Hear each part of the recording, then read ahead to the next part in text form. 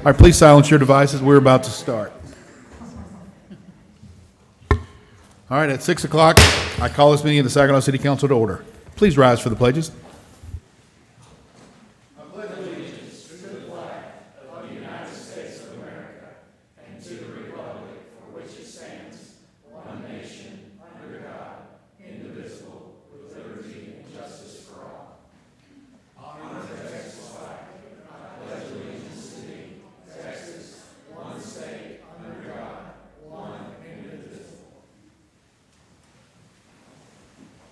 Thank you. Please be seated. Do we have anyone to do the invocation? I don't see a reverend in the audience. Do I have a volunteer from the crowd, from the council? Anyone who feels so moved as to do the invocation tonight? I can do it then. Please bow your heads. Dear Lord, thank you for bringing us here today. Thank you for this fantastic city, Saginaw, that we call home. We are honored to be here and be a part of Saginaw and do everything we can for the city. And also, thanks for the rain. Man, we needed it. It's a good thing. So keep us safe, keep our families safe, protect everybody in Saginaw, and keep it a good place to live. In Jesus' name we pray. Amen. D is honest participation. That's covered on the screen. If there's anything, item you wish to speak about, please see the pile over by the police chief. You can fill out one of these forms and speak on any item that is on the agenda. Moving to consent agenda. I've had a request to pull D, 2D. So we will look at 2A, action regarding minutes from April 7th, 2B, action regarding May 5th, May 5th council meeting, C, action regarding purchase agreement of water and wastewater utility easement. Any questions, comments on A, B, or C? If not, I'll entertain a motion. Mayor, I make a motion that we approve the consent agenda as presented. Oh, A, B, and C. A, B, and C, excuse me. Do I have a second? No. Paul? Please cast your votes. Motion passes. Let the record reflect we have a quorum. Thanks for coming, folks. 2D, action regarding amending section 98-229 of the Saginaw City Code by adding an enforcement process to the Water Conservation Plan. Assistant Director of Public Works, Jared Kersey. Jared, you want to come up here real quick? I think I have a couple questions for you. Good evening, Mayor and Council. Thank you, Jared. Yes. You want to just briefly just talk about what we're doing here, and then we'll ask a couple questions? Yeah, sure. As y'all know, we're wholesale water customers of the city of Fort Worth. So anytime that they make an ordinance change or amendment to their ordinances, we have to follow as a customer. We're contractually liable to do that. There are several other municipalities in the area that are wholesale customers. They're having to do the same thing. Basically what we're doing is following Fort Worth steps of what they implemented into their ordinance. We're just adhering to what they did and move on over. We've always had a watering schedule in place, a drought contingency plan. The stage that we're in, the water schedule that you see on our website, that's what we will be going by. Basically, what Fort Worth added was an enforcement process on this because they were having a lot of non-compliance issues of people not watering on the right days and things of that nature. So they're cracking down in their own city, and they're making any wholesale customer do the same. Thank you, Jared. Any questions for Jared? Nick, you got a question? I do. So, one, I just want to, since we're here and this is a citizens thing, this is not voluntary. This is an actual, there will be monetary penalties to go with this. So the title of voluntary water thing is, before we pass this, if it passes today, it was voluntary. Once it passes, it's no longer voluntary. So Yes. voluntary strike, it's a water plan which has penalties. Mandatory. And can you tell, so that we got on record and everybody's listening can hear what the penalties will be? Yes, so there is an enforcement step process. The first being information, making contact, educate, and information. If they don't comply after that, there's a $25 administrative fee. If they don't comply to that, it'll go to $50, then it'll go to $75, and then up to disconnect service. Is that a disconnect for their whole house or just? Their water, their double check their irrigation system. Just the irrigation Yes. system? Is it spelled out clearly in there that it's only for the irrigation system? I believe it is. think it is. Yeah. Just want to make sure. So there's no way that this could result in an individual losing water to their house?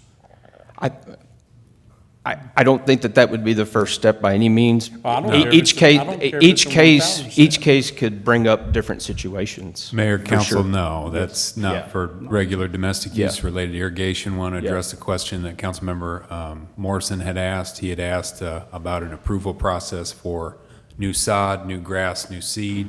That's exempt, so anybody that has sod or grass can water it as they need to, so that it'll take root. And this is something that we've had for years, so it's just, like Mr. Kersey mentioned, we've got to adopt it because we buy from Fort Worth. We've always had a voluntary. There's a big difference in voluntary and then a penalty.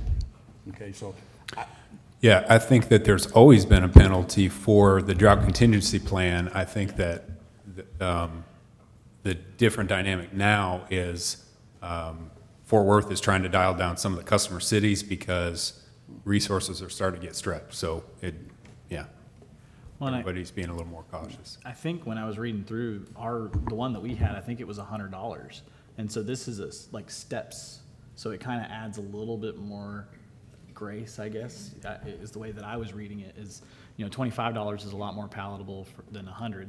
And I don't know how often we've actually, done that. And I think that's probably what Fort Worth is concerned about, is that we're actually enforcing. And I agree with you. I don't want to see a situation where a customer gets their water turned off. So I would hope, a citizen gets their water turned off. I would hope that, if we can make sure that that doesn't happen, just because they're watering. So before in order for penalty to apply, we had the state or county, whoever does it, had to declare a drought. Now what's going to happen is with this. It's all the time. It's all the time. So you don't have to be in a drought. They're going to apply this, so. Well, that's I'm a sorry to little interrupt, different. but we are in stage 1 drought. We have been for several years. So the city of Fort Worth is the one that dictates that. Yep. So I just wanted to, because it's got, my biggest thing is it says voluntary. This is not voluntary. Right. Well, just to clarify, that verbiage, that goes to, yes, it's a mandatory thing people have to follow. We want to educate and inform people enough to where they voluntarily comply to this. And so that's what that was intended for, that verbiage. So I see what you're saying, but it will be a mandatory enforcement for sure. Yeah. And how are we going to do that enforcement? Are we going to hire somebody to go around and be like yard monitors? No. We've always had employees in place. Code enforcement in our environmental department has always been a part of that enforcement process. So once again, we're just making an amendment that the city of Fort Worth's requiring us as wholesale customers to add into our ordinances. So over the last 5 years, how many people have we fined for this?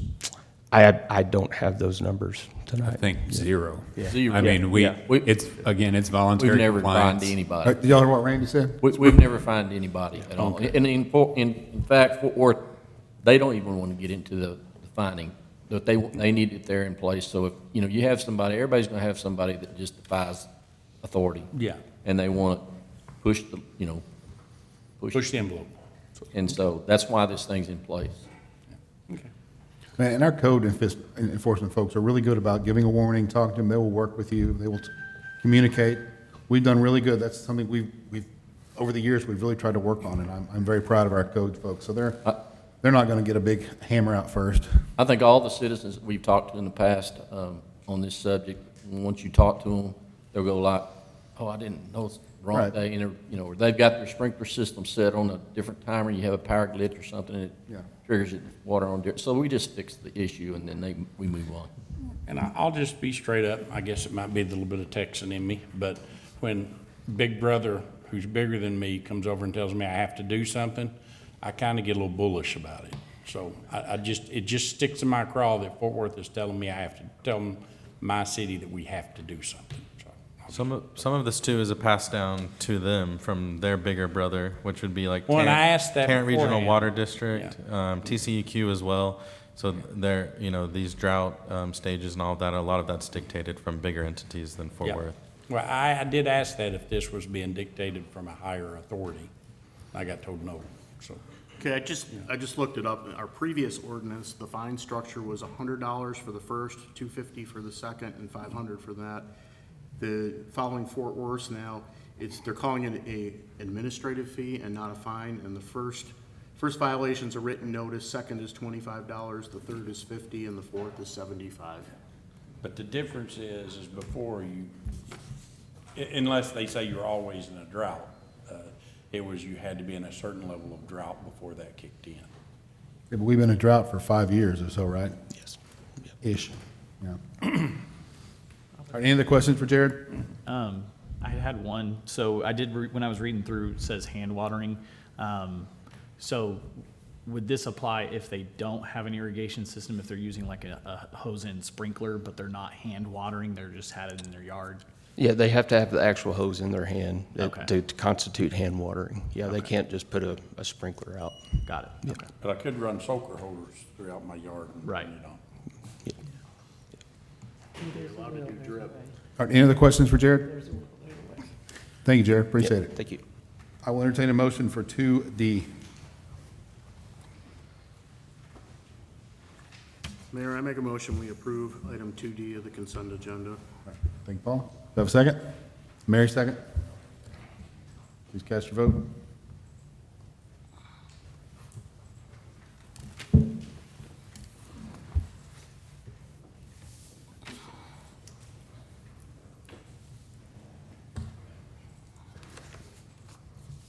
Motion passes. Thank you, guys. Thank you, Jared. Moving on, item 3A, recognitions, presentations. Gabe, what do we have this evening? We got it. What we just did? Question.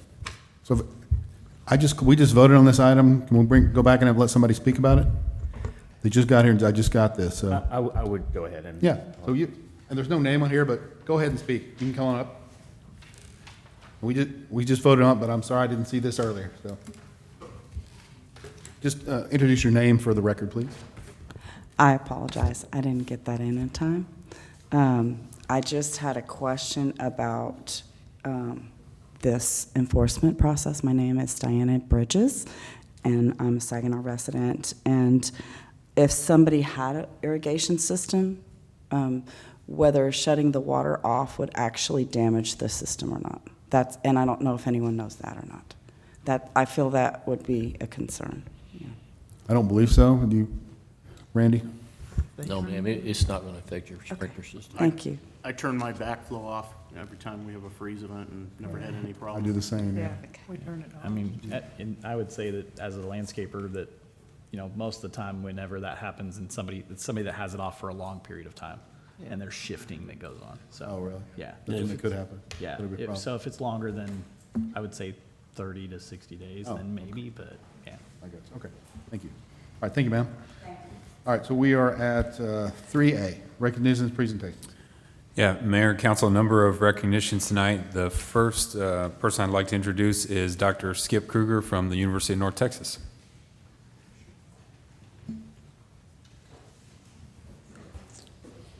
Mayor, Council, hi, I'm Skip Kruger. I am on the faculty at the University of North Texas, and I am the director of the MPA, Master of Public Administration program there.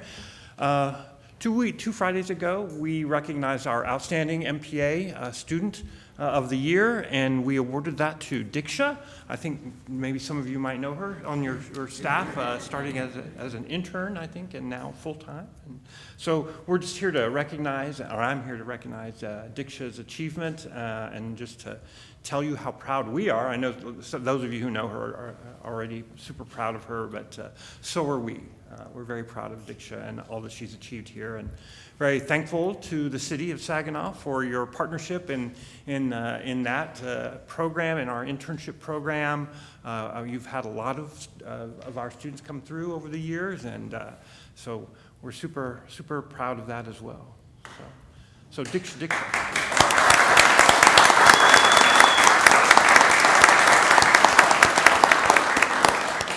I know that Gabe wanted me to mention just real quickly that she has done some projects for you guys that kind of came to your attention. I will say I'm super proud of her because that was my class. That stuff. Just personally, I'm proud of that one. But so we're super happy to have her doing that work, and glad that you guys could appreciate that effort on her part. So. Dick had also helped out as a tutor in our adult education program, so I think she was a math tutor. And did you do physics as well, or math? Yeah, GED math, so you kind of put her everywhere. I had shared a class project that Lee had sent to me that she had done on sales tax analysis with the council sometime back. I know Councilmember Lawson liked that, so yeah, we're happy to have her, happy that she was recognized. And I'm jealous, I didn't receive that award, so. We're still proud of you. Well, congratulations. Thank you for coming, Doctor, and congratulations, Disha. Fantastic work. Oh, can we do a picture? You want me to come down, or what do you want? Did you bring your award with you? That's all right. We'll have it right here. Okay, great.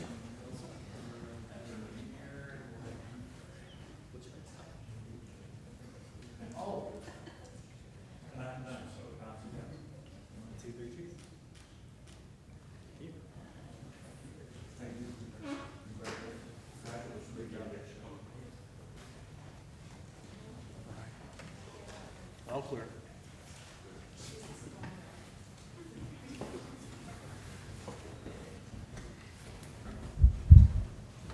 Okay, what else we got? Next, the Public Works Department.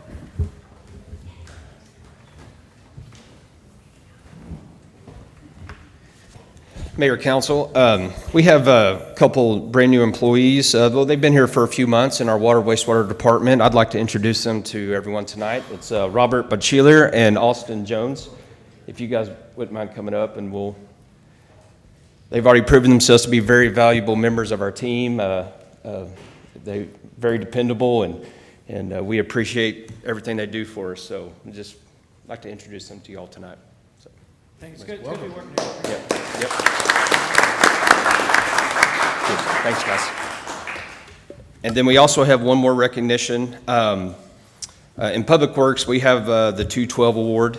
For those that aren't familiar with that, 212 degrees is when water starts to boil. So that's where we want to be. So this individual that we're going to recognize tonight, he's been with us for 2 years now. And the moment that he stepped into the Public Works building, he brought a high level of professionalism, tremendous team player, and surely has a public servant's heart. Everything he does is public service minded, and just a great team player, reshuffles schedules when he needs to assist other departments, always lending a helping hand. So we would like to recognize tonight the City of Saginaw in recognition of earning the 212 Award presented to Ronnie Martinez, Water Superintendent.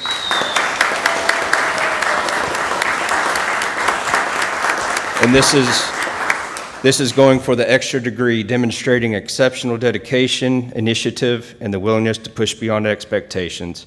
Your commitment to excellence and your drive to make a meaningful impact embody the spirit of this award. Thank Hey, you. congrats, Thank you. buddy. Yep. Thank you, guys. One more, want a picture? I think they want you down.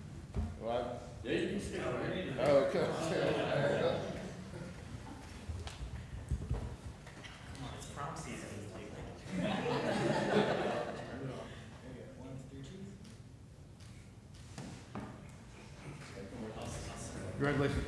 Congratulations, Ronnie. Great job. I've been in enough pictures. All right, what else we got? Fire Department. I see all the fire guys are here and they're dressed up, so I bet we got something from fire.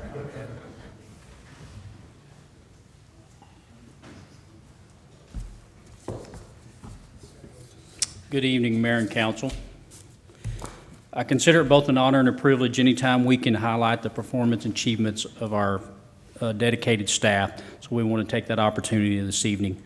I'm going to relinquish some of that honor to some of our other folks, but before I do that, I want to reemphasize that our fire department staff, they achieve incredible things every day. Every time the fire truck rolls out of the fire station, they're helping somebody. And a lot of times that's on the worst event they've experienced in their life. So we're very fortunate that we have professional staff dedicated the way we do. The important people in the fire trucks, the ambulances, and all the people that support them, you can be proud that we have some experts on duty and they'll be there when you need them. So I'd like to turn it over now to Captain Austin Pittman. Captain Pittman serves as our EMS coordinator. He oversees our credentialing and our training and helps manage most of our EMS efforts. I'm going to get him to come up. Thank you, Chief, Mayor, Council. Thank you all for giving us this opportunity to recognize 4 of our personnel for their actions on a life-saving manner. We actually have several people here that are supporting them on this, and they're a big help within the system, and we couldn't do it without them. So if all of them could come in right now, we're going to fill this room up here in a second, so don't get too intimidated. And y'all can go ahead and come on in a little bit further. We'll get them to come up front. Yeah, y'all come up front. They're all trying to hide. They're all in the same intimidating uniform here. That's right. That's right. And like I said, we're here to recognize our personnel, but without the support of these individuals behind us, it doesn't really work. And first off, I want to introduce Dr. Jeffrey Jarvis. He's our medical director. Without medical direction, we can't practice medicine without his license. His associate medical director, Dr. Angela Cornelius, Buck Gleason, Cole Scanlon, and his wife, actually, Allison Scanlon, Kirby Johnson, and Miles Garrett. They are a big supporter of our organization. Again, we couldn't do it without us, without them. So we're here for a reason. It's a life-saving award, and I just want to emphasize again, without them, we couldn't do this, and it takes a lot of people to do that. So I'll kind of give you a little bit of background on the event. I got to be careful because the patient isn't here, and I got to be very protective over that information. I try to get in touch with the patient and have them present too, but we respect their wishes and privacy. On December 7th, 2025, about 8 a.m. in the morning, a 911 call came out for a cardiac arrest event. Multiple apparatus resources were dispatched all at one time, and I want to kind of touch on why that is. 2 fire companies, a Fort Worth EMS supervisor, an ambulance from Fort Worth EMS as a paramedic, and usually a basic EMT.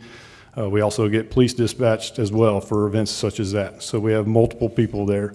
And the reason that is in a cardiac arrest event, we can do just as much in the house or wherever the event occurs as we could in an emergency department. The goal is to get a return of spontaneous circulation, in other words, a heartbeat again.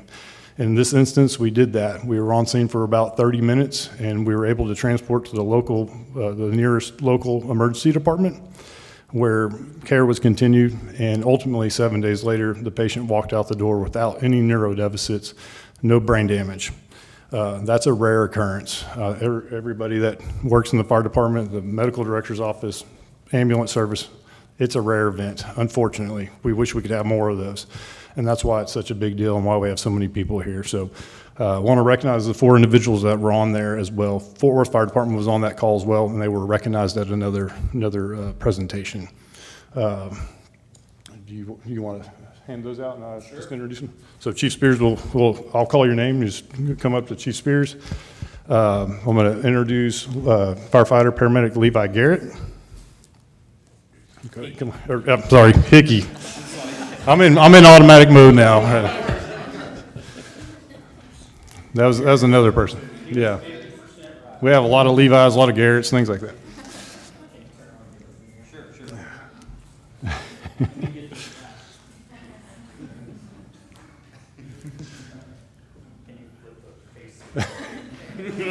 Y'all follow suit. Okay. Our firefighter Randy Polk, firefighter paramedic Randy Polk.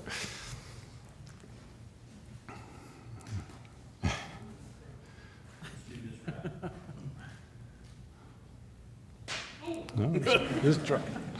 Apparatus operator, paramedic, Brian Wall.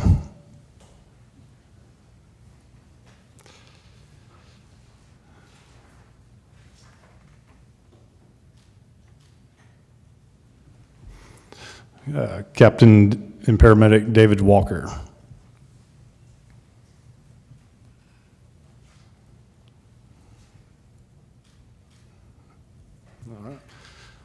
Thank you guys very much for your commitment to our department and all the citizens that we ever encounter in our city and beyond. I'm super proud of y'all and in keeping up the reputation that we withhold of the city of Saginaw and the city and the fire department. Appreciate it and congratulations.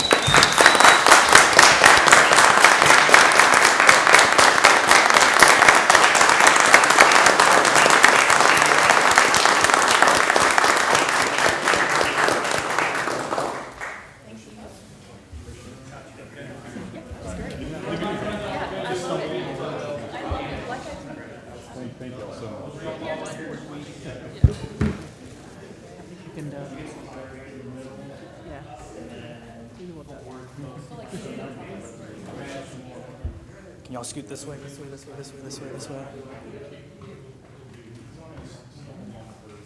Can you scoot this way? Hey, John, can I answer? Scoot this way. Okay, good. You are. You're looking good.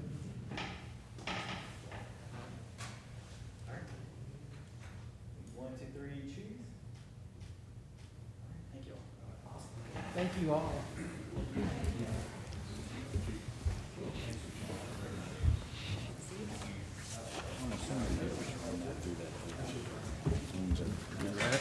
Good job.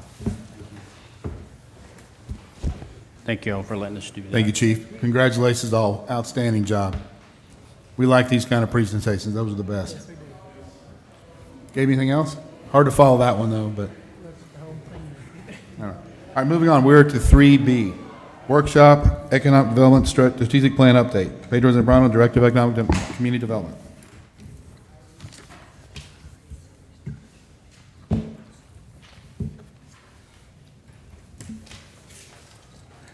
Good evening, Mayor and Council. Mayor, I was not nervous until you said those words. It's hard to follow that act. So I wish they stayed behind because they're lifesavers and I'm about to bore you to death. All right, so the work plan project, one of the projects on there was the strategic plan update for the Economic Development Department. The last time we had a strategic plan conducted in the city was in 2016. In your packet, the 2016 one was located. I also sent it out in email, but I could resend that as well by tomorrow because I want to go home. Oh. All right, so what is a strategic plan? So it defines some long-term goals. It also guides the decision-making and the investment that the city council conducts. And also, we want to make sure it aligns with council goals, staff goals, and the community goals.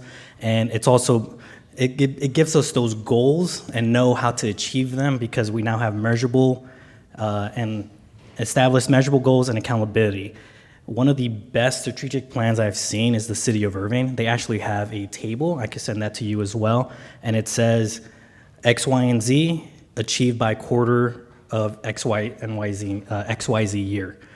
Is that something we want to look into? That is what we're here to talk about. So let's look at the 2016 plan. The 2016 plan, the key focused areas was destination development. So we're talking about experiences, entertainment, and restaurants. Also focused on the boulevard. That is how the overlay district was created and look to leverage that small town feel that we have. Yes, we could see downtown Fort Worth from our backyard, but yet Saginaw is 25,000 strong. At the time, it was less. It was about 20,000. And we also want to compete against surrounding cities. We have Lake Worth, we have Blue Mountain, we have Fort Worth that little tiny suburb, that little tiny suburb Fort Worth is just there. We also have Haltom City, Hazlet, so on and so forth. So why should we update it?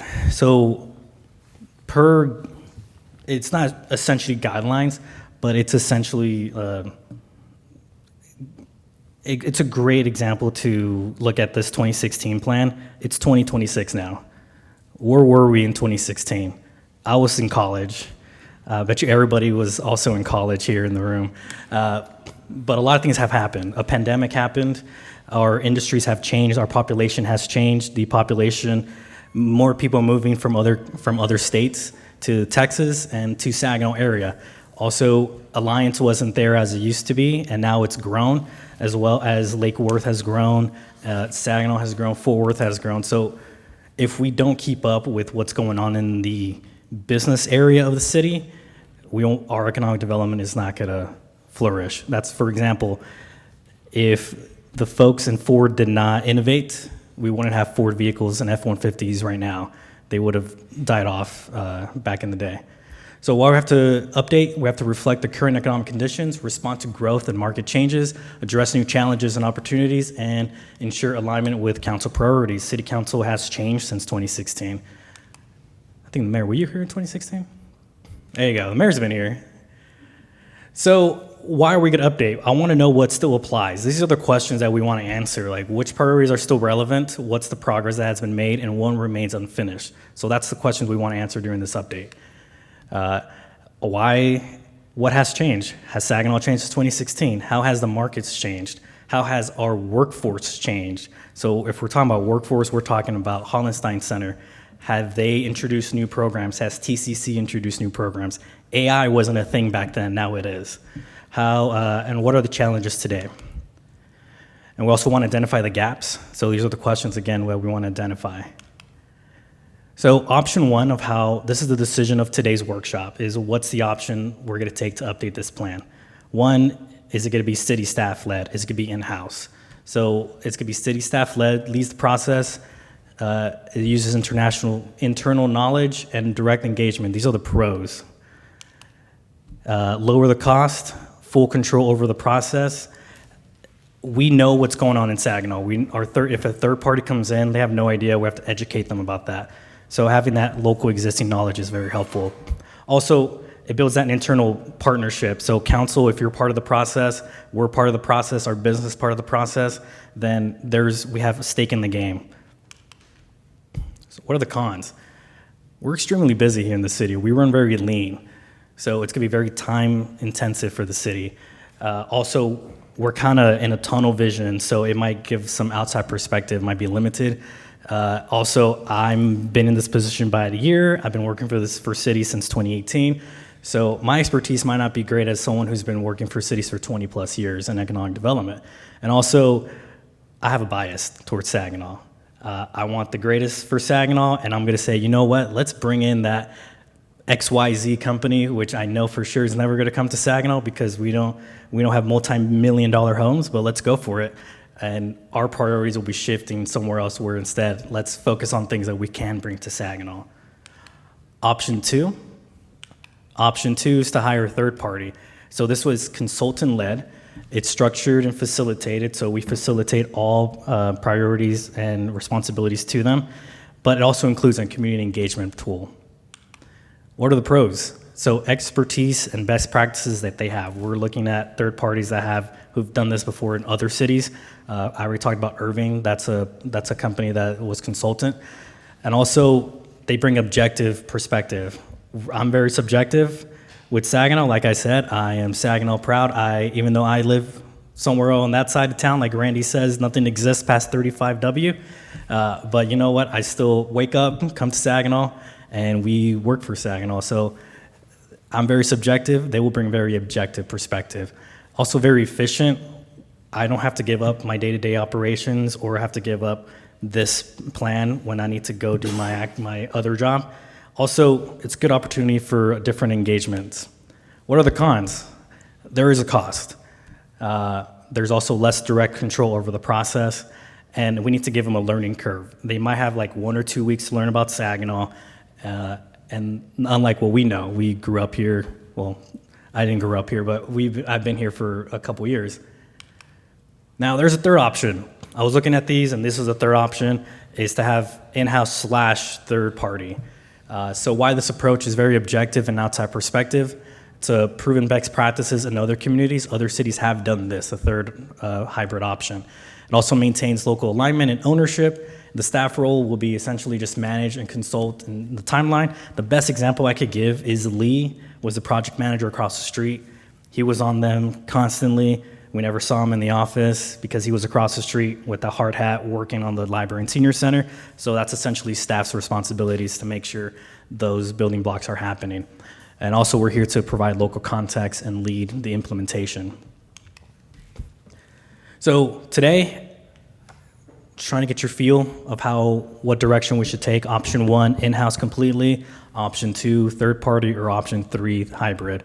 Because this will determine the work plan for the rest of the year. And that's pretty much our decision for today. And I see I bet you know what our first question is gonna be.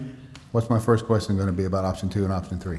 the cost. Yes, sir. So we're looking at, I still haven't gotten complete quotes, but they range from 30,000 to 150,000. Okay. So there's your giant range. Can we use hot text to pay for this?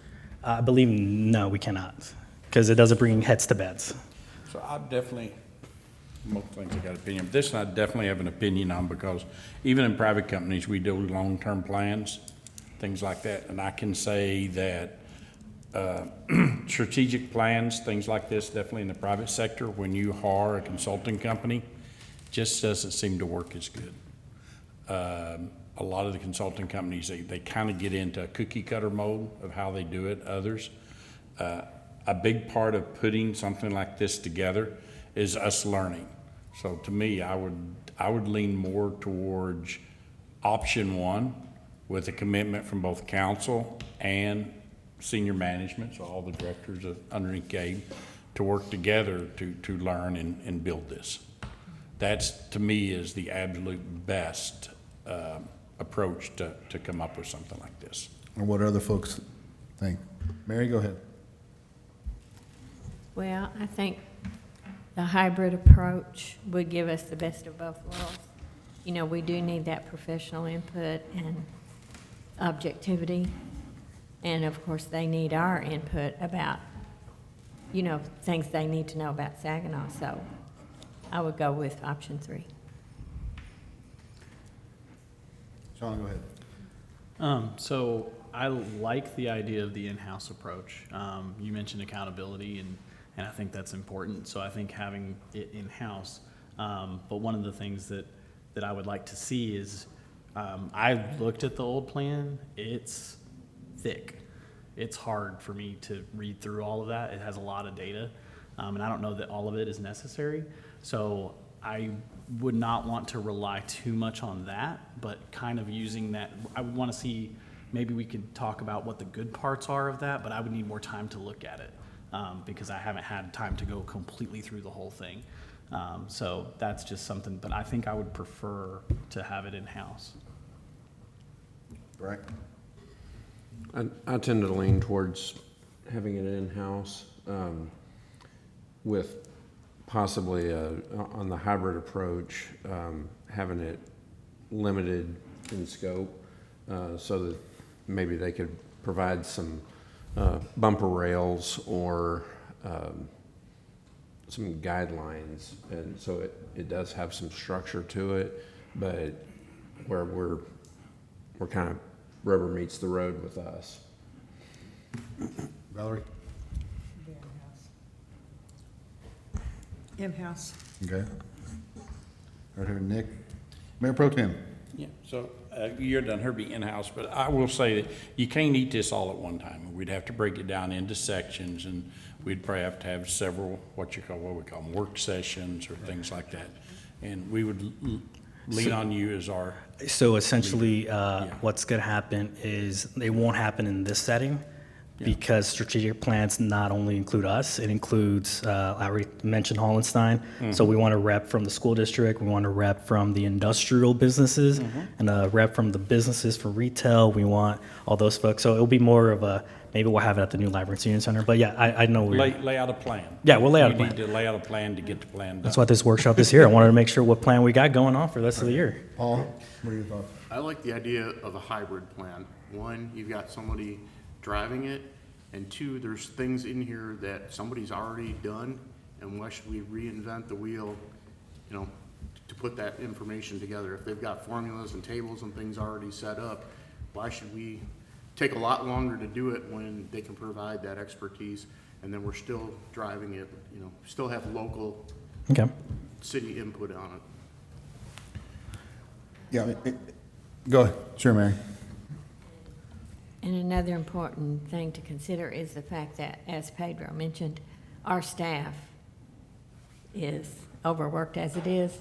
I think that would be asking too much of our staff to do the whole thing by themselves. What happens to their everyday jobs? Or what would suffer, their everyday jobs or the plan, or both, if we tried to do it all by ourselves? All right, so we already have 4 votes for option 1, so I think we know where it's going. But my question is, A, if we did the hybrid, how much would it cost? And B, the one thing I do like about the hybrid is that you mentioned the best practices. Could we do that with option 1 to make sure we look at other cities and we see what their best practices are? I think that would be very valuable. We could look up, well, I already have a list of You already have strategic some? plans from other Okay. cities that I could send y'all. Okay. Yeah, as long as we can support it staff time-wise and structure-wise, then I'm fine with the in-house approach. I think that gives us more control, and just as long as it does not impede on our day-to-day operations, and we just go and see how long it takes, so.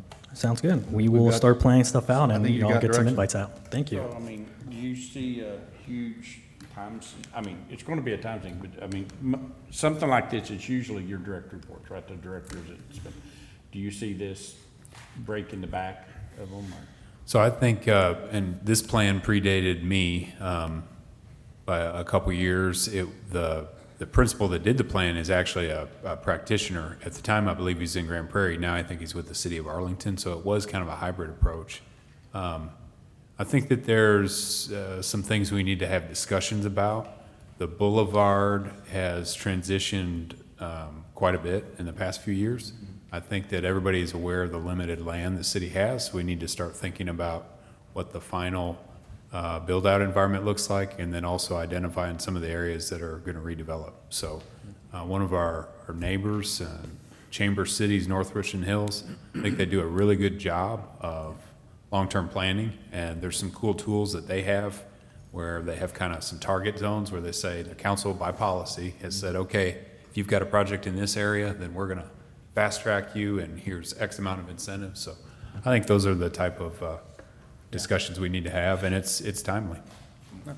And I think it's a great idea, because I didn't realize it had been 10 years. It has been 10 years, And- yeah. And the one thing about that, I believe that was our first economic development plan we'd ever done fully as a Correct. city. So it's going to be flawed. We're going to learn things and get better, and so I appreciate us taking Yeah, and with another look at it. option 1, we could bring like some NRH folks to come out and explain a few things. Some things I'm not strong at, but we could definitely bring them out. So, but Yeah. still, it'll be option 1, and we'll move on from there. Okay. All I right. think you've got direction. Thank Thanks, you. Pedro. All right, moving forward, 3C, presentation regarding McElroy Phase 3. Trent Tidwell, city engineer. Welcome, sir. I'll give Pedro some time to pull up the slides. I gave you all an Streets are your favorite thing, so this is exciting. So. Oh, streets are my favorite Yeah. thing. Unfortunately, there's only 5 slides today. I gave you all an update, I believe, in December, so I won't belabor it too much. But today I wanted to just give you an update on the schedule, some of those critical path items, and then we're going to put a nail in the coffin on the median landscaping discussion, just so that we have complete buy-in, and we'll move forward with finalizing the plans. I think Pedro's pulling that up. So we've talked before about one of the critical path items for getting a roadway out to construction is the franchise utilities. I have good news and bad news. Good news is we've made really significant progress with 3 of those franchise utilities that we need to work with. That being Atmos, Encore, and AT&T. All of them have finished their design, and they're either in construction or they're mobilizing crews right now. You've seen Atmos out there for sure. And so we're still expecting all of them to be clear by end of July or early August. And so Atmos has slid out a couple months, but they're being a very good partner and communicating proactively. Zayo and Spectrum have been the 2 problem children so far on the project, and I won't go too much in detail, but Zayo is currently in a duct bank owned by AT&T. AT&T has redesigned that duct bank through the quarter because of conflicts with our storm drain system. So right now we need Zayo and AT&T to play nicely and get Zayo into their new duct bank, but there's some financial, contractual obligations there that have presented some challenges. We've been told on other projects and delayed the process. So we're trying to facilitate those discussions, but honestly, we don't have, well, we do have skin in the game, but it's hard to, get them to get all that figured out when we're not in those meetings. So we're communicating proactively with them. Spectrum is the last one. We've had a really hard time keeping their attention, so we've escalated to people that have helped us in the past, and typically once we really do get them on board, they're quick to mobilize. So I'm still optimistic they can relocate by July, end of July. The other item for critical path is... So, I'm sorry, so at what point will this become critical path? If it drags on, how much runway do we have for letting it drag? So we have already been delayed. Okay. So ideally, in December, I told y'all we were hoping to start construction in the summer. Right now, today, I was telling you, we are hoping to start construction in September. Okay. So your definition of summer may change, but I do think September is outside the summer parameters. Okay. Yeah, so... So I'm confused. So you plan on starting in September, this company isn't going to relocate till September. What's the confidence that that's going to happen? My confidence right now with Zayo is low. However, the first phase of the project doesn't overlap with their relocation. So it'll be a decision we make, with the staff if we're willing to get started. But we could start on the east side of the boulevard, from Opal east, without having to interfere with the conflicts. So what the mayor is asking, critical path, when is the absolute last date that they have to move before there's no contingencies or no workarounds we can do? In other words, if they don't get it moved by this date, we're slipping day per day. Currently, that would be about November. Because it's going to be a few months for them to work over there no matter what.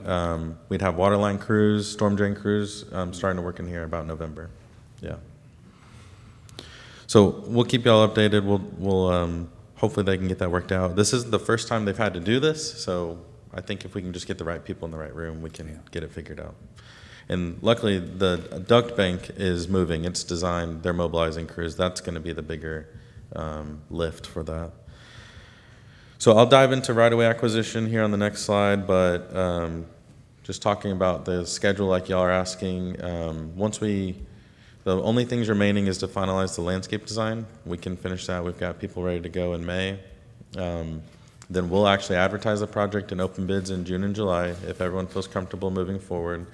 And then it typically takes a couple months to get contracts executed, pre-construction meetings scheduled, and then the contractor actually mobilized. So currently, we're planning to get all that started in September. I have found lately that contractors, if there are delays, they would rather them be before their contract time starts. So we could get the project advertised, put some language in there with contingencies that we may actually delay this a couple more months if necessary, if we don't feel comfortable starting. But the last thing we want to do is rip up the road and then nobody's working. I haven't really shown this chart yet, but we typically don't really need right-of-way acquisition in Saginaw, not on the handful of projects I've done in the last several years. So this one is a bit unique. A lot of the right-of-way acquisition is from city properties to city right-of-way, so we did that on the Knowles project, actually. So not a really big deal, usually an easy landowner to work with. These other landowners, we've met with them. Obviously, y'all are really familiar with the property from Mr. Elkins, so that one's already done. But we'll work with Bren and his team to get all of these dedicated and then documented with the county. So far, everyone we've met with, we've had no issues. They're all willing to work with us. I will say the last one we have yet to settle everything on is with the United States Postal Service. So need to meet with them, yeah. The unique thing about that is it's almost more of a Phase 2A need, but we just want to go ahead and get ahead of it and acquire it so we have confidence with the Phase 2A design. Okay, so the last two slides are just pretty pictures. We did our best to summarize kind of the feedback y'all gave us the last time. And so we have two options. We have this first option, which incorporates some shrubs, planting that would require minimal irrigation, but still would require an irrigation system. You see colored and stamped concrete incorporated into this. And there is large, I call it river rock, that's probably not the technical term. Okay. And so luckily we do have our landscape partners here today if we have any more questions. But this would be the higher maintenance option, but still relatively very low maintenance. We've definitely done that intentionally, worked with Randy on that. And the other option was the complete flat work, all stamped and colored concrete, which could still look nice. I've gotten some feedback on this from Randy that maybe we don't make it look like a sidewalk to keep people from walking down there. But knowing people weren't going to be walking on it, the idea of us incorporating a little more artwork into this, we ended up deciding that may not be the best format for the flat work that looks like artwork. So typically, y'all have seen that on embankments where it's, you know, vertical. You've seen it in places where you're walking, so you can see it as you walk. So I don't think it would be you would really get the value out of it in a median necessarily. So we ended up going away from that idea. However, I do think this could still look really nice. Absolutely zero maintenance. But I do think being the focal corridor that it is, I think this is also a really great option. So wanted just to get a final say from y'all, and then we'll move forward to button up the plans. Let's go down the row. Mary? Okay.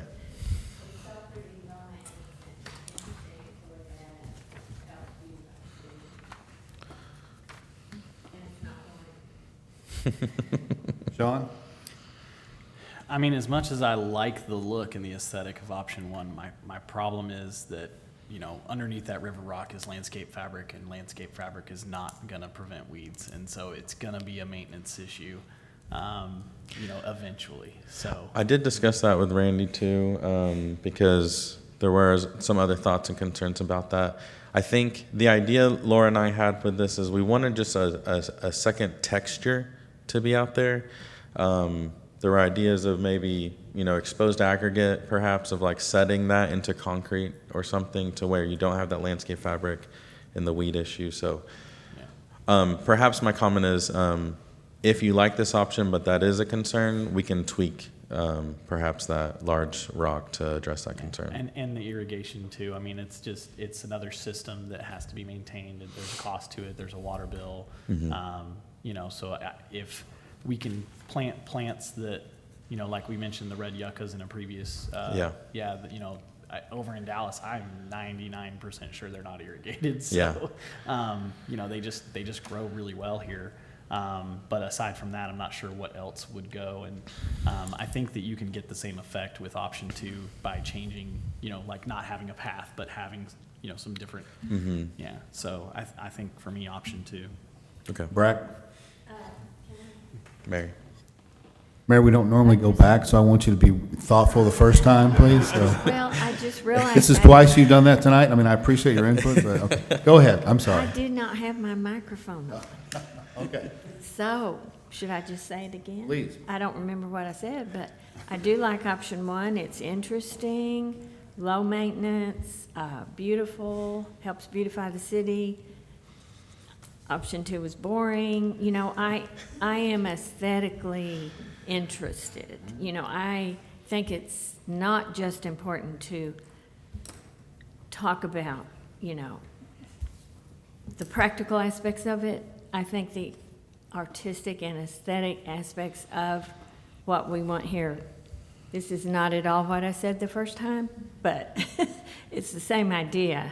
We want some beauty, we want some interest, we want some color. That's not just artificial dyed concrete. Yeah. It's just. And we talked, I know before you mentioned a vertical element. And so we did talk about, you know, some of the trees, the ornamental trees, could we work those in? I think the trees, just the maintenance that adds, and then the additional bubblers, the different types of irrigation that added, we ended up deciding that we wanted to remove that just to keep this a lower maintenance option. I just think it's beautiful. All right, Brack? Okay, so I like option 2. Sorry, Mary. But one of the ideas I had for the stamped concrete to kind of break it up is, what if we went from the first official Saginaw logo and started on the east side with that, and then progressed as the logo changed, just have certain spots where we have every iteration of the city's logo stamped into the concrete and colored. We can work with Pedro on that. He usually gets on to me when I use old logos. But I do see your I'll allow idea. it. We'll let that happen. Okay, Right, so option 2 with some artwork. Valerie? I'm afraid if you make it flat, kids are gonna get, I worry about kids, okay? They see something flat, they're gonna go get on it. It doesn't have to be trees or something. I mean, you could find some kind of art, no lollipops or anything crazy, but, you know, there's other things that you can do, big rocks or whatever, you know, and make it pretty too, but, you know, big rocks, not little river Right. rocks, but great big rocks. And so if you're worried about paying the water bill on that low-maintenance little plants, I don't think it's gonna be that much, but anything you put flat, kids are gonna get on it, they're gonna ride on it with their bikes, and I see them now going the roundabout. I love our roundabout, don't get me wrong, but they got those little electric scooters that the police department needs to figure out Yeah. what to do with them, because they don't pay attention and they don't hit the light to go across it or anything, so I'm afraid if we did that, they would find a way to get on it. You're saying option 1? You like option 1? I do. Okay. It doesn't have to be plants, but it could be Yeah. something, you know, something different, yeah. Some large Nick? vertical. Okay. Well, we just passed the ordinance, so I don't want anything that has sprinkler systems in it. Whatever we do should be focused on, low to no water, drought resistant. Randy, which one you like? And I'll speak to Come the on. irrigation system real quick as well, Randy, while you're getting your mic on. We did talk at length. I tried to convince our landscape designers to put plants in without an irrigation system. Their main concern was just getting them established. And so there is an idea of, we could either pursue temporary irrigation or some side of irrigation to get some of these yuccas or whatever established.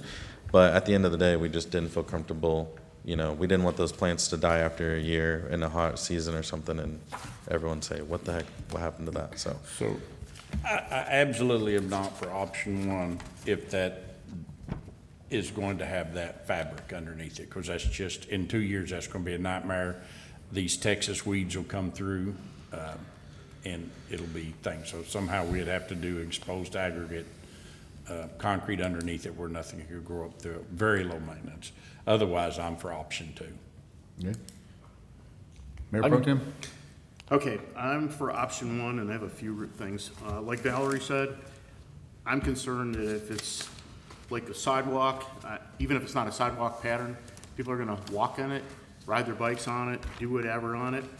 My other concern is, say there's a wreck, and we got a tractor trailer or a truck, dump truck, whatever, going down the road, traffic's backed up, he decides he's gonna drive over the top of the stamped concrete and bust it all up. So now we got something else to fix. With this, to me, it's gonna be safer, and it's gonna be, the biggest thing too is aesthetics. I mean, it's gonna be really boring and ugly if we don't do something similar to this. So wouldn't, if a big semi-truck drove over it, either option 1 or option 2, it'd tear it all to They're pieces? less apt to, if there's stuff planted there. Yeah. But you really don't have to plant plants. I mean, there's a lot of things you can use. Big rocks, there's Boulders. all kinds of artwork out there you can use. No lollipops or anything, but. We could get some. what are the lollipops? What is that It's reference? the roundabouts in Fort Worth that are just. Oh, the Marion Creek. They look like ones. lollipops, You know where but it they says- say one way on It says them.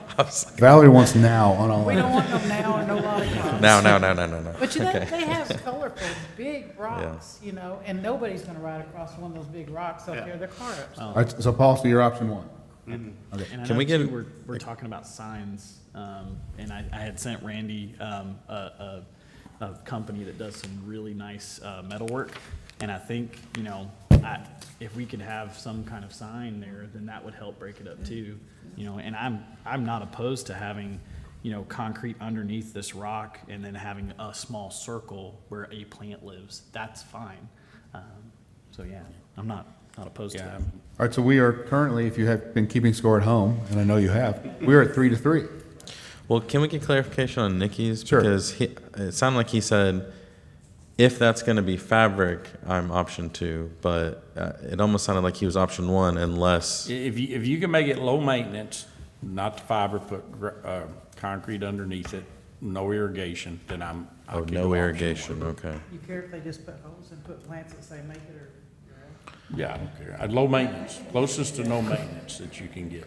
right, Couple cactus. I am, you want to say something else, Brad? Go ahead. Yeah, I would go with that same caveat. I'm not opposed to, I like having something where it breaks it up a little bit, but I don't want to get into the maintenance. So if we can avoid the maintenance and still have some vertical features to it, then I'm all for option 1. I know everybody else is gone again. You can go again. Come on. I'm just gonna say one thing. Make sure your microphone's on. Because one of my hobbies is pulling weeds, and I will help pull the weeds. Okay. Did Randy ever get a chance to voice his opinion?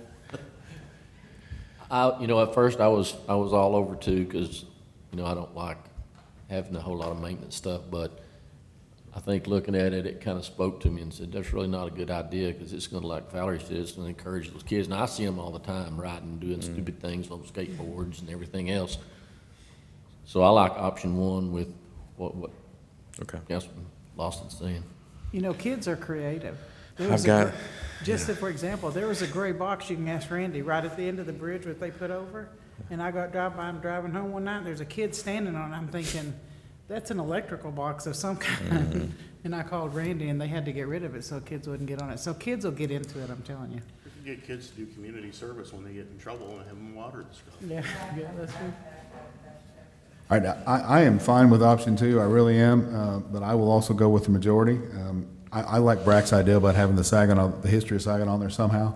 I like those logos. I think that's great if we can incorporate that with an option 1 with low maintenance, then I think that would be where the majority of council would lean. Yeah. Okay, option 1, no river rock where weeds and fabric, okay, could grow. You can make it look like River Rock if you want to. It just, Right. Yeah. Yeah. Okay. Not actual rocks that will fling out in the street. That's right. Yeah. Yeah, no little mean boy out there throwing rocks at the cars driving I by. think, Brack, I can work with Susie as well, just with her presentation about the signage. I think we'd want to definitely coordinate with that effort. So I'll take that action probably there rather than here, if that's okay. Okay. All right, sounds good. Thank y'all. Thanks, Trenton. Thanks, guys, appreciate it. Thank you. 3D, work plan update. Gabe Ream, city manager, come on.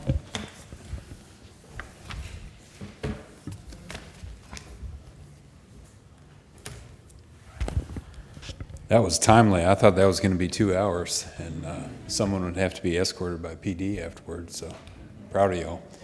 So our work plan update, we're doing our monthly update like we agreed upon. I'm going to roll through these slides. There haven't been huge changes since last month we spoke. As a reminder, the council adopts a work plan each year that sets priority for staff, and then we attack these projects and bring them back to you for action as needed. Our employee personnel manual update project, we have selected Air Mason. We have had an initial meeting or 2 initial meetings with the assigned onboarding specialists, so we're rolling along with that.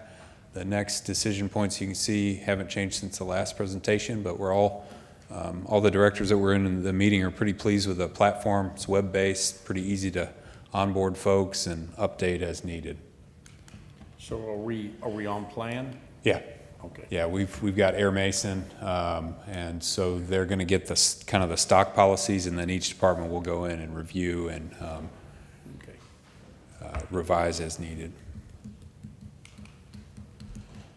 Bond communication, you're well aware. We have done all these things, water bill inserts, printed in digitally. We finished our 3 town hall meetings. The informational mailers, I think, I kind of heard some complaints, are probably hitting households now or in the past. We used a bulk mailing to deliver them, and I think it was sent like 6 weeks ago. So I think somebody said, well, I got this, and the town hall meetings have already passed. I'm sorry. I know some folks got those cards Yeah, before so, the town hall. so the postcards were sent out immediately, a different delivery method. In fact, if y'all recall who were at the first town hall meeting, there was somebody in the crowd that said, hey, I got my postcard. So all of our town hall meetings were recorded. Those videos are online at our bond website. So we sent out 2 mailings? 2, yeah. Hell, I ain't even got the second one yet. Yeah, I think that's the problem. So the second one is like a folded one, more like a newsletter. Okay, that's what people say. I was like, man, I got one a long time ago. I'm special. Now I know I'm special. I ain't even got mine yet. You're definitely special. I agree, 100%. Your neighbors are stealing your mail. So the first one was kind of a postcard or Yeah. maybe greeting card size, let's say, but it had a QR code and it has our bond website, which has all the documents for our bond projects. So You know what your problem is? You left it up to the federal government to do something. yeah, we tried. We've had a lot of views on our bond videos, so I think all of our videos have really engaged far more people than what we've ever had, thanks to Pedro, thanks to Alina and Kevin. So they're getting the information out there. Because of their efforts, I think Officer Pappenthien, he might be inking a contract with someone in Hollywood and leaving us. He's So an influencer now, isn't he? He's a star. He's a star. Friends of the Park, no action yet, although I believe they're set to have a discussion presentation at their May 18th meeting. Tree assessment, really no action yet other than some preliminary work, identifying some estimates from a couple tree-related consultants, so that'll be forthcoming later in the year. We had our first, if you'll recall, last council meeting of, I believe, 3 workshops to talk about signage. Yes, we'll have our next one for parks on May. Next signage meeting for parks in May, so we making progress on that. So we're in Q2 now, so are we on plan to make it to the final? Yeah, I think design so. by Q3? If past history is any indication, the slow up will be on y'all, so we may have multiple meetings where you have varying opinions of signage. That's right, yeah.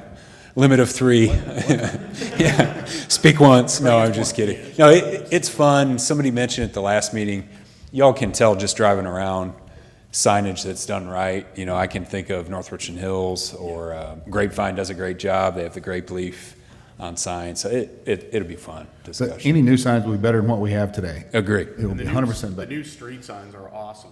I know, we like them. We had a lot of compliments on them. I might add, next council meeting, we'll have an item to discuss what to do with the old street signs. There's been some people that want to purchase that. I don't think staff has any issue. Our thought is to put them out for purchase and we use the money to donate to the shelter or something. That's all right. So we'll have that on the next council meeting. We discussed the economic development plan. Those will be good discussions in the future. Was this considered that said Q2, because we're in Q2 workshop, is today considered a workshop? Yeah, today was a workshop. So we're on plan? Yep. Okay. This one, no action yet. Review street maintenance, so that'll be forthcoming. No action yet on this one. Rental fees and program fees, the biggest pinch point here is our deposits for certain facilities, although I know Vicky's working on that. If you've seen recently, they're really doing, really trying to try a lot of different recreational classes at the rec center. Now they have full use of the space, the seniors in the new facility. My understanding is it's kind of trial and error, so some of the classes don't take, they don't have enough people sign up, but they're still trying, so. I mean, what would be good here, I mean, for me, and when I first started here, is really turn Vicki loose and tell her, hey, give me a 5-year plan. What does she, what kind of programs could we really do? And what help does she need from council or, to actually make that happen? Yeah, oh, that's Because good. there could be a lot of little, I don't know, class of it. I walked in, it was a library, but there was a gentleman talking about having a chess thing, you know, Yeah. it's something small, but. Yeah, that'd be good. I'd really like to encourage the rec center to bring us some ideas. Sure. Pickleball 101. Yeah, no, that'd be great. And I'll remind you, the council approved the contract to replace the roof. So that, I saw some documents, that should be. I signed that today, so. Okay, yeah, should be in the process here pretty soon. Yes, we're gonna Which is crazy, the facility's still in good shape, but I think it's approaching 25 years or so. So it's starting to get to the point where it needs some significant maintenance. No activity on this one, hotel recruitment or market study, that may be something we talk about. So are we behind plan, because it says Q1, Q2, focus, feasibility, study quotes? Yeah, I think we've got the quotes. Pedro, you want to talk about that? I've only had one quote so far. Quote. Yeah. I'm still waiting on 2 more. That may be something we bring as a budget request to actually do the study and run it through the budget process. So those market studies are not, that's probably a, 90-day? It's not a year-long project. It's about 60 to 90 days. Yeah. We already talked with Jeremiah from iWork was at our last council meeting to talk about cybersecurity. If y'all are interested, we can set up meetings with him, discuss Yeah, I further. mean, I wouldn't consider this definitely done. I'll just be honest, I was more than a little disappointed in that. I mean, somebody that you hire, that's their job, they should have known what to brought in, and at the bare minimum, I expected them to say, well, here's the vulnerabilities we found in 2023, and here's the patches we've done. What's a delta? And critical, major, minor. That's where you do it. Sure. And then, pretty much every month on servers, you're going to find new vulnerabilities. And here's the new vulnerabilities, and here's what we're doing about them. At a bare minimum, I would have been happy if that's all I got, but we didn't even get that. Yeah, well, I think that's happening, but this is really, as you know, behind the scenes Well, yeah, staff it function. So doesn't if you to have, open one slide just to say we've corrected. identified Yeah. this many vulnerabilities, because he talked about it when we signed the contract. Right. All the vulnerabilities that he found. Okay, well, we hired you. How many of them did you patch? Sure. Yeah, I think we can get that information. Let's give them feedback and have them come Yeah, back. yeah, that's what I'm saying, You yeah. can come back, or we set up a meeting, talk with them. They're local, which is good, Fort Worth office, so. Minimum property standards, I think really nothing new to report. Staff has been out to visit the hotels. I think at the moment, everyone's compliant.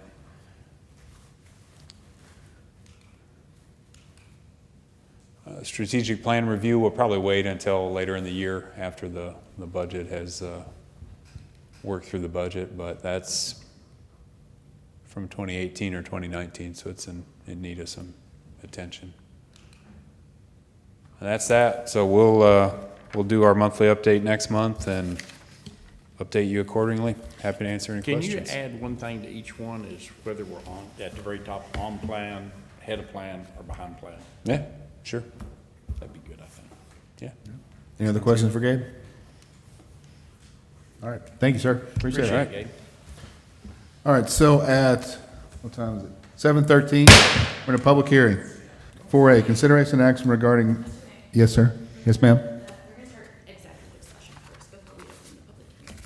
Okay.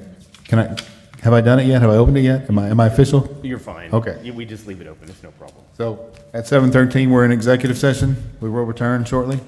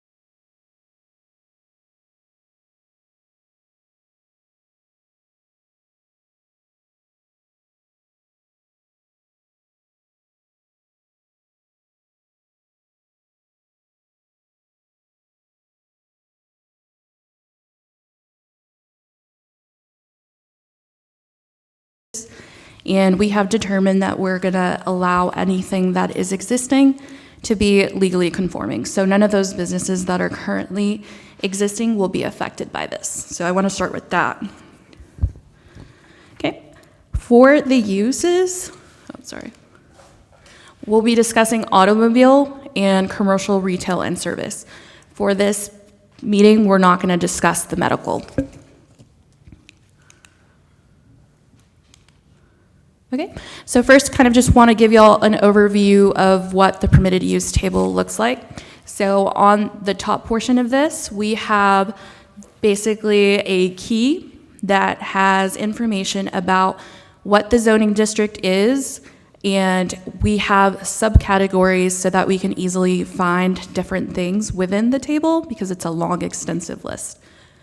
Within those zoning districts, you will either see a P for permitted by right, an S for permitted with an SUP, or a blank, which is not permitted.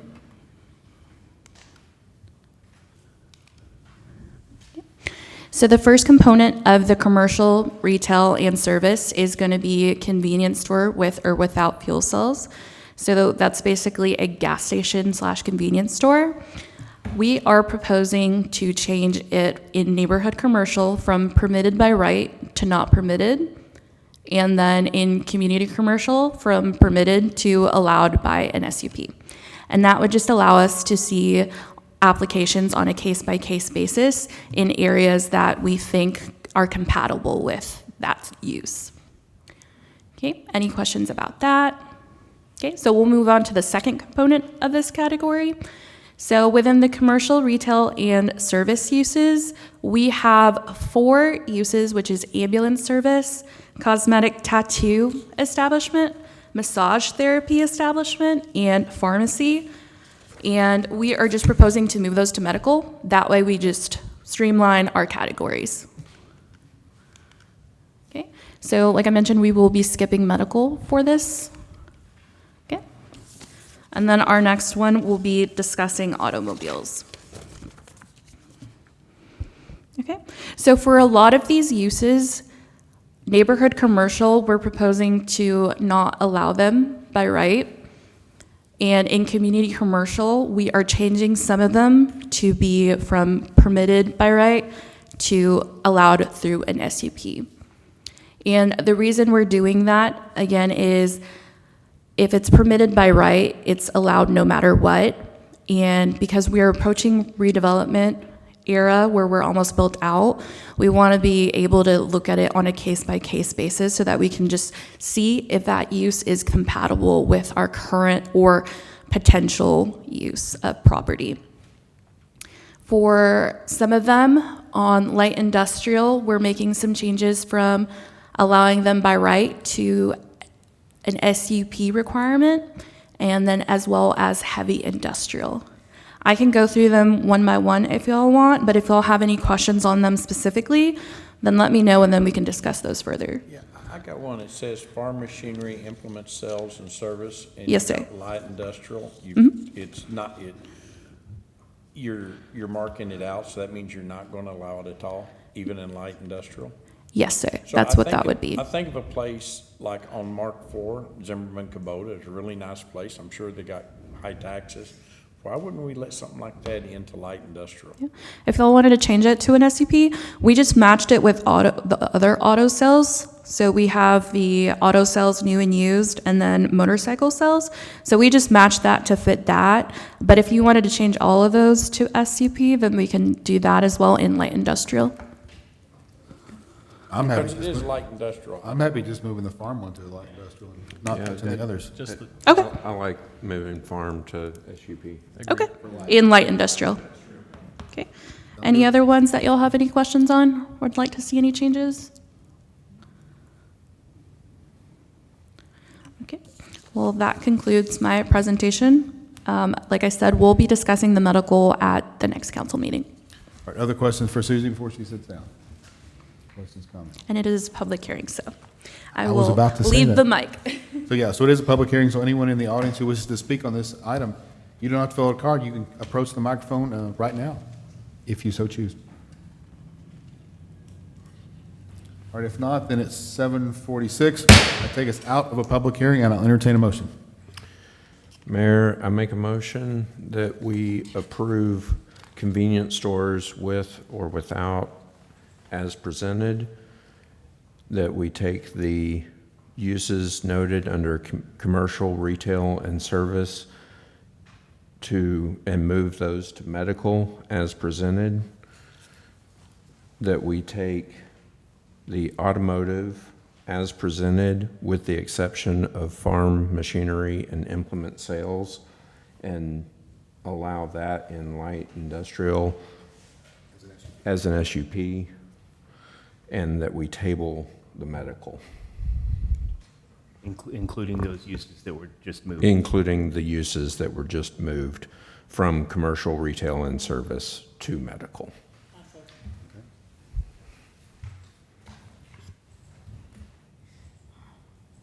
Please cast your votes.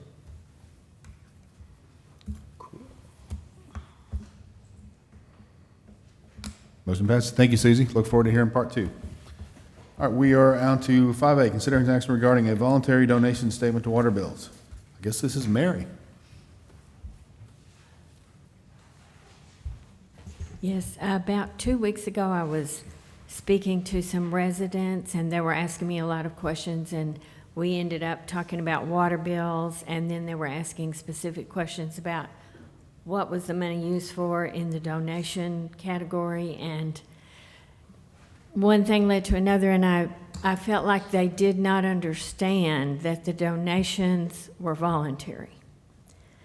So when I mentioned that they were voluntary, they did not know that. And one of those people had lived here for 22 years, and one of them was a fairly new resident. I understand when people move here, they are given that information. But we all know everybody doesn't read everything. You know, when they get a big pile of written material, they just skim it or don't even look at it. So there are people that don't realize they can opt out. So they were sufficiently disturbed about not knowing that it was, that they had a choice, that I did propose that I would get this put on the agenda so that we could possibly discuss putting a statement on the water bill that these donations are optional. And, you know, we all talk about being completely transparent in government, so I think that would show that we are doing that if we do add that sentence. There's a concern that maybe our donations would drop dramatically if people knew they could opt out. I feel sure that our residents would continue to do that donation even though they knew they could opt out, because it's a small amount of money and they know it goes for a good cause. So I just wanted us to discuss it and see how the council felt about it. And I would like to take action tonight and just decide whether or not we want that statement on the water bills. So what does it say now? Somebody refresh my memory. There's currently no statement on the bill itself that says that it's voluntary. The new move-in packet, and if someone comes in person to open the account, it's explained to them. Doesn't it say donation on the? It does. It says donation, and each of the donations are split out, so it shows each So individual. it says the word donation by each one, right? Yes, sir. Okay. So donation to me implies voluntary, but Oh, maybe we need to be more. contribution, sorry. It says It does, well, it doesn't on the bill. We could add a statement if that is the choice of So council you to said do it doesn't that. say donation, it says contribution? Contribution. Okay, I got you. I see. And then, but there are, on the website, there is so we can't take a call. We require it in writing for any changes to somebody's account. You can either email ubilling@saginaw.tx.org, or there's actually a form on the website, and at the very bottom of the form, there's a specific section for changing your donations. So there are options for it. They perhaps weren't as So is there, readily explained as they could have been. so is there any negative reason why we wouldn't put that on there? I mean, We just haven't thought about or discussed it, so, yeah, we can add some verbiage. A couple thoughts I have is one, add the verbiage to it along with the link. The link, To yeah. do it, but also, one time only, put an insert in the water bill so that people see it, because a lot of people aren't gonna read the No, bottom of their that's water true. bill, so it'll bring it to their attention. Well, and maybe on that insert, give some examples of some things that it pays for. Honestly, I'd like the people to know what we use that money for. Yeah. Yep. It's Mayor, used for some things people really like, really enjoy. just want to add one thing, Mayor and Council. I think maybe last year, it was a request that we add, or somebody had requested on the council that we add animal shelter as one of the new donations. Is that correct?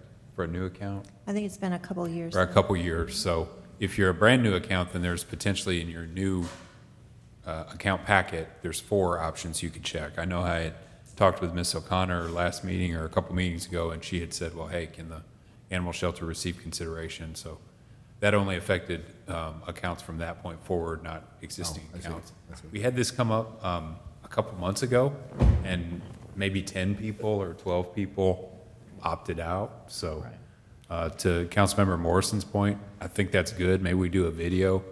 The short and sweet version is the fun stuff is donation. So you're talking about our 4th of July, our parade, Drone drone show, show. yeah, all the cool stuff, yeah. Beautification, the lights in the parks, Mm-hmm. and then library board is a lot of summer reading activities. So it's a lot of recreational and, quality of life things. So here's a question. How does us people who's been around Saginaw for a while, if we wanted to go back and say, donate $1 or $2 a month to this animal shelter thing, how would we do that? You could do that in the form as well, or send an email and say, I want my monthly contribution to be $5 instead of $2, or you want it to be $1 instead of $2, so. Nick, this is being recorded, we can put you down right now. How much would you like me to put you down? Well, no, they said that. I'll make it the official. Animal shelter, well, I'm just wondering. So there's an adjustment that can be made. Let Whatever me, the let standard me is, mention I'll do the it. link thing, though. So the actual bill is a PDF, so a link wouldn't work. But in the email that sends the bill, we could perhaps put a link there, or we could put the exact, and on the bill, we will put the exact The URL. address on how to get to the form. Yeah, I think I seen something where somebody. Or a QR code. There's no room right now on the QR code. We haven't designed the Oracle bill yet, so that's perhaps an option for the future, but our current bill, we don't have the capability No, but a QR code versus a link to get to the website. on the email. On the, like if we do like a little information card. Oh, okay. Thing in there, put A a QR one-time code, thing. And then you can click on the QR code and it'll take you to the link of the website so they don't have to hunt for it. So, Paul, you mean that's like as a one-time announcement? Yeah, Okay. it's the easy button. Yeah, but I think still on Right. I think still on the bill that it needs to have the URL and it needs to be a different color, like blue, so it looks like a link at least, so that they can see it. I'm not sure if we have the option of making it a different color or not. Okay. We're So constrained by underline our it, software. Underline it, make it bold, just make it stick out.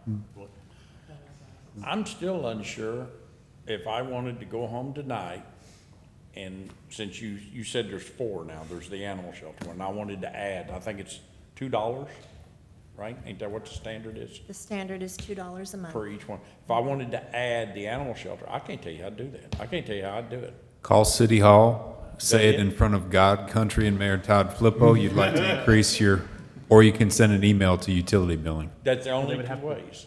There's Utility not an billing. easy link that I can click on and click a button and say, give me the, We need written You authorization. I believe. click on, yeah, you click on utility billing and update my account. It's So, I 2 mean- clicks. okay. She's telling you, yeah. But I may have to hit that 0 button. You can put as many zeros behind your number you want to, buddy. Take it. All right, before we go too far, Serious, I just- I do have somebody who would like to speak on this. I'd like to hear from her. So Tabitha, you want to come up? I think I had my question. Well, you can, come on up, come on up. You filled out a form. Is that here You did, you're right. I want to reward your patience, so thank you for staying. Good evening. I'm Tabitha O'Connor. You've seen me a few times recently. I did not understand exactly what the item was on the thing, but since you've given me the opportunity to come and talk, I'm going to ask some questions. In terms of the animal shelter, because I heard you say that, but what I saw on the website previously was not that, and so now I'm going to have to go investigate differently. I was wondering, in terms of the animal shelter, knowing now that there is a donation, where is the operating budget? Where does the money come from to pay for supplies at the animal shelter? The ongoing regular operation supplies comes from the general fund budget, the Animal Services Department of the general fund budget. Then they do have donations, and a lot of the donations is accounted for separately, goes for animal care and special types of things, not just the regular day in, day out operations. I just know that I see them post all the time, we need cat litter, we need dog food. Is that not something that should be part of the budget for taking care of the animal shelter? And how is it that we're not managing that? It is part of the budget, correct? It is, yeah, it's a portion of the tax rate and the sales tax rate, yeah. I think what you're mentioning is when there's, certain times of need, they ask for donations or other But they entities shouldn't step have to ask for donations. They should be able to go to Petco or Amazon or whatever and make an order that comes out of the budget of the city. They should not be having to ask the community to donate for the basics. Absolutely.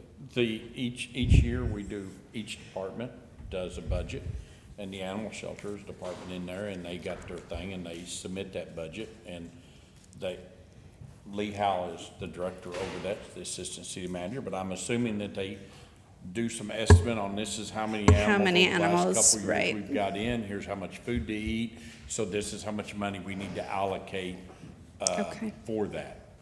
Is that how it works, Lee? Okay. Yeah. So if we are having donations come in, then that money can be used to supplement that sort of stuff as Right. well.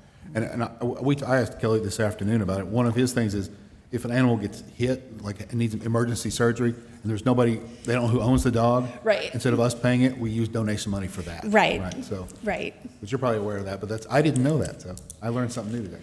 So, Okay. Also, donations funds the TNVR, right? Yes. So that's a thing that comes out. Okay. But there already is a spot on the bill. It's just not on mine because I've lived here forever. That's correct, but you can opt in by calling or emailing, and we can add it, so. I'm gonna call the mayor tonight about 12 o'clock and tell him I want in. Thank you. Thank you. I'll be up. You can get, I'm good. Thank you, Tabitha. Yeah. All right. Any other questions? Is there an action we're going to take on this? I guess we need to make a motion to add that verbiage. And our attorney's gone, so let's make a motion to add that verbiage. What do you think? Yes. You ready to make that? I am. Or any other questions? I'm good. Besides the verge, I wanna do a one-time insert. Okay. So people see it. Okay. Okay, I make a motion, Mayor, that we add a statement onto the bills to indicate that the donations are voluntary, and that we do a one-time insert to call their attention to that fact. Okay. And the link, And add URL. the URL, yeah. I second it. Everybody clear on that motion? Second. Okay. Let's cast your votes.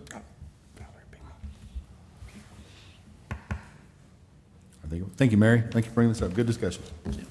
Item 5B, consideration action regarding adoption of Saginaw Parks and Rec Master Plan Update, March 2026. Trenton and Mr. Fielder, welcome. Evening, Mayor, Council. John Fielder, I'm a senior landscape architect and project manager at Kinley Horn in our Fort Worth office.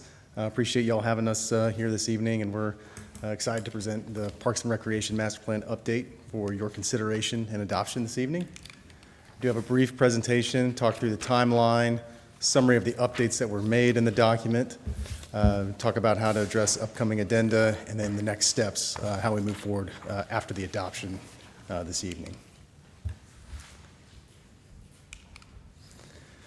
We started in May of '23, received council approval to move forward with the master plan update. Then move forward with the playground assessments, reviewing those throughout the city. We had our Parks Advisory Board review meeting following that assessment. The Playground Town Hall, reviewing Opal Joe Jennings and Brian Schwingler Park, and the playground improvements that ultimately led to the design and construction of those projects.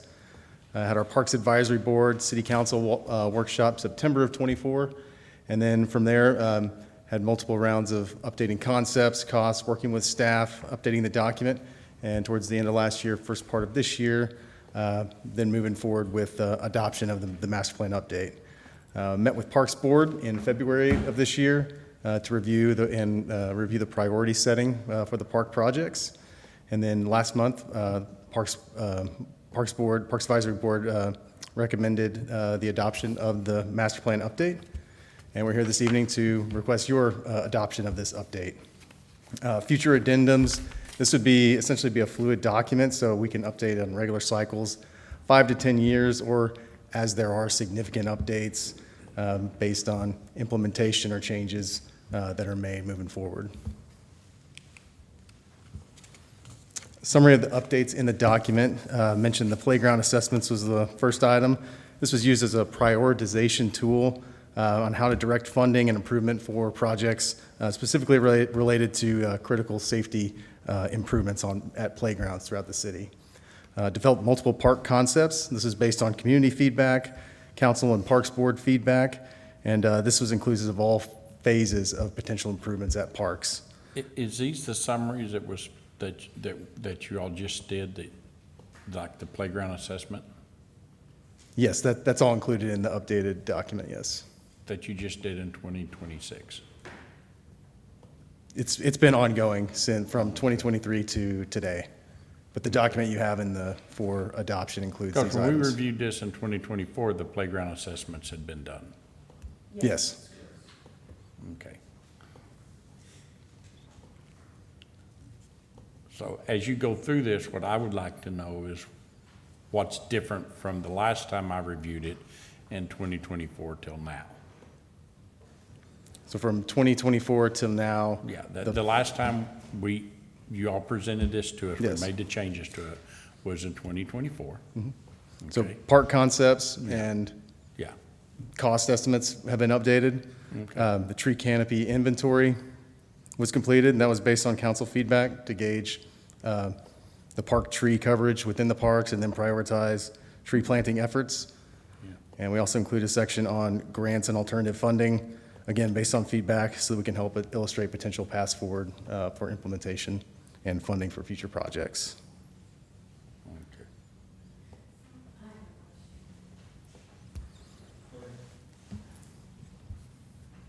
So the tree canopy inventory only has to do with trees in the parks, or not the whole city? Not the whole city, Within the parks. within the Yes. parks? Because Gabe, the work plan, we have that in the work plan, so we could get part of that done. Part of that has been done, is what I'm trying to say, so that will make that easier.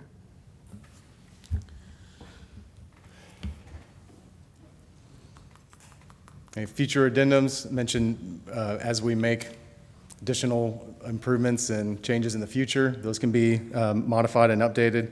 The fishing pond updates, I know our team is working on updated costs and concepts for fishing ponds. And so that could be included in a future update, but it's not included in this updated document.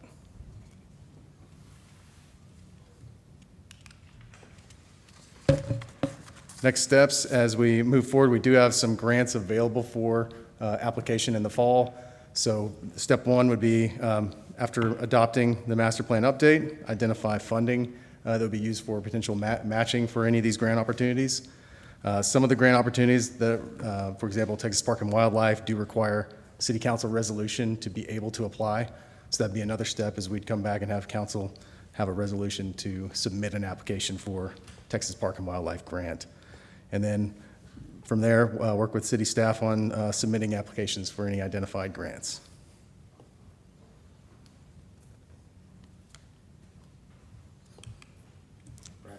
One quick question. On the grants, can you maybe put in there the limits of the grant so that we can kind of have an idea of, coming up here in October, we're going to be able to apply for $250,000 in grants if we have matching funds available, or it's $5,000, or can it give us an order of magnitude on the grant opportunities? The local park grant, it's a range. Maximum grant opportunity there would be $750,000. That's with Texas Park and Wildlife.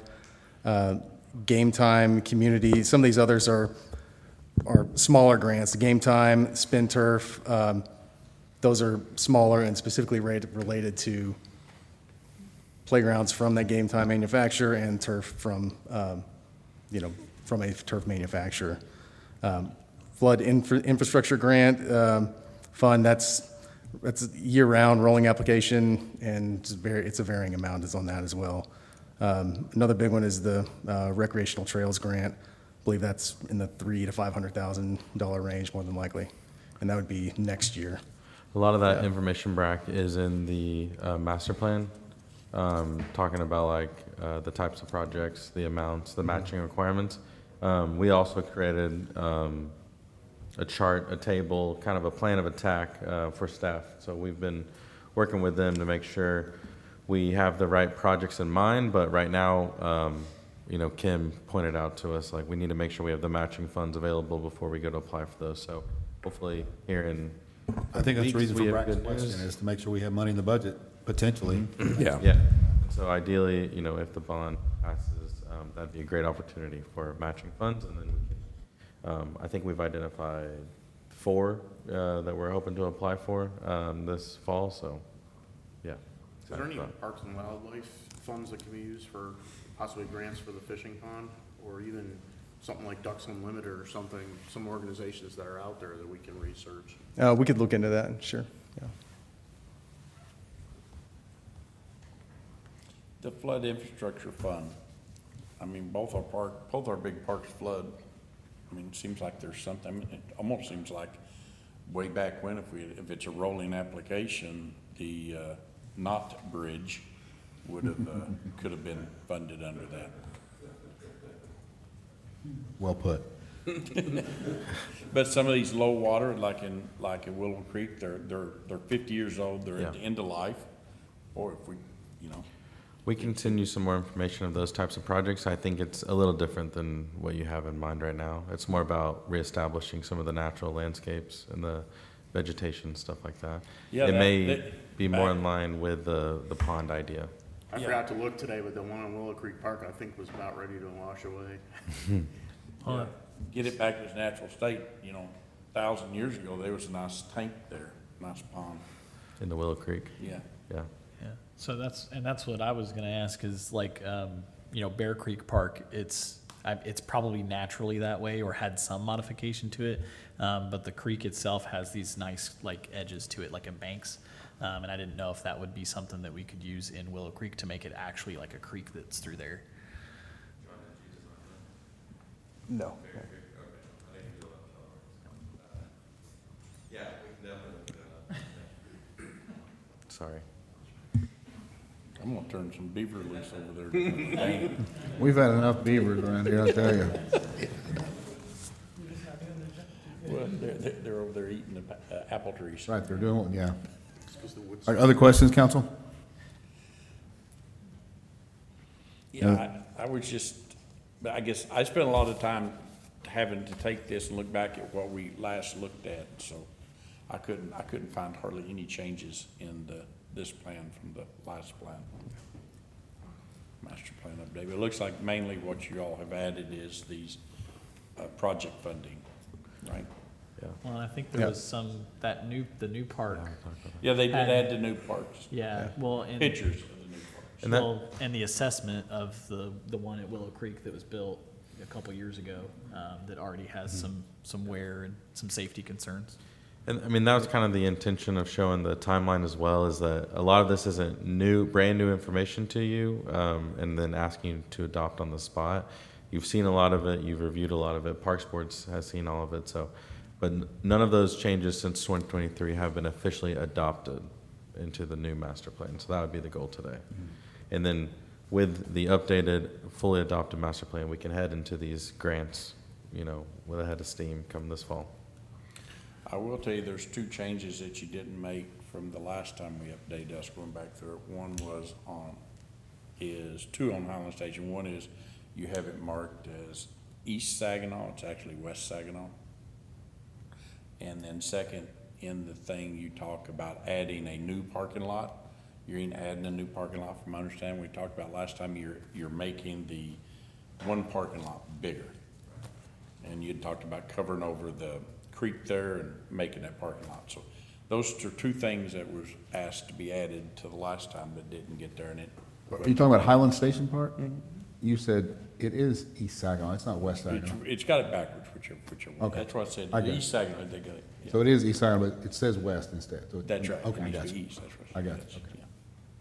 It's got West Saginaw, it needs to be East I Saginaw. got you, okay, understand. And it says you're getting a new parking lot.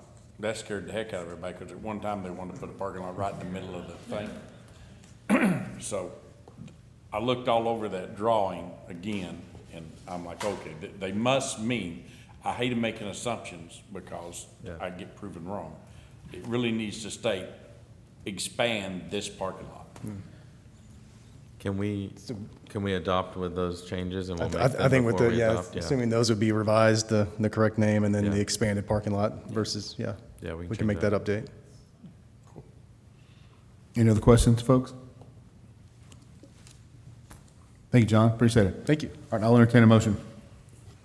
Mayor, I make a motion that we approve the plan update with the specified changes that Nikki made. Okay. So do I have a second? John, I'll second. please cast your vote.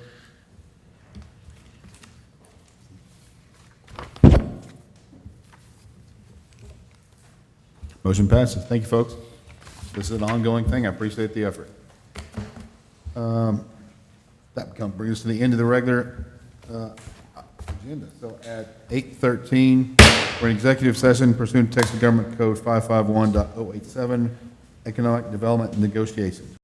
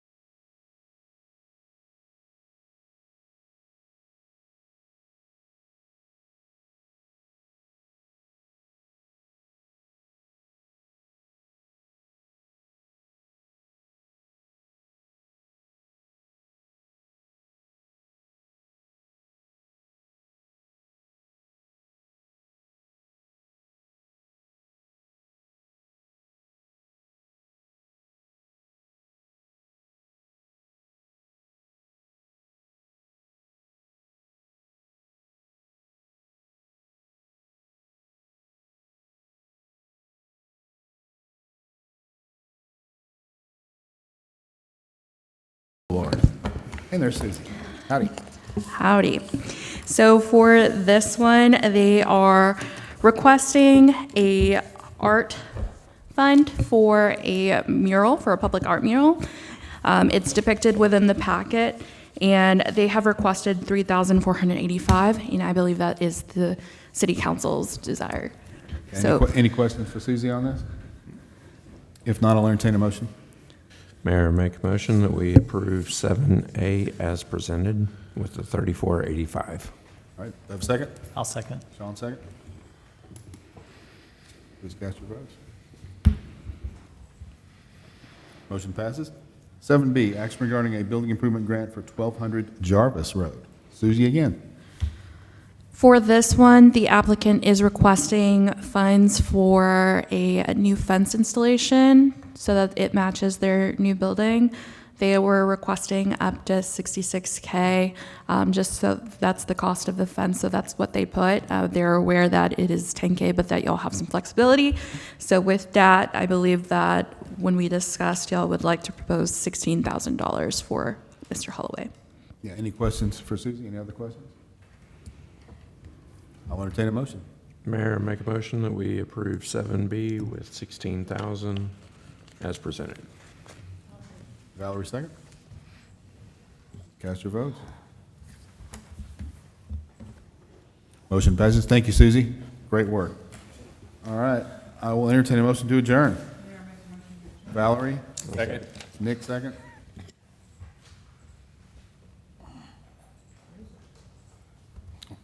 They ain't gonna let you leave. Motion passes at 8:28. We're adjourned. Thank y'all.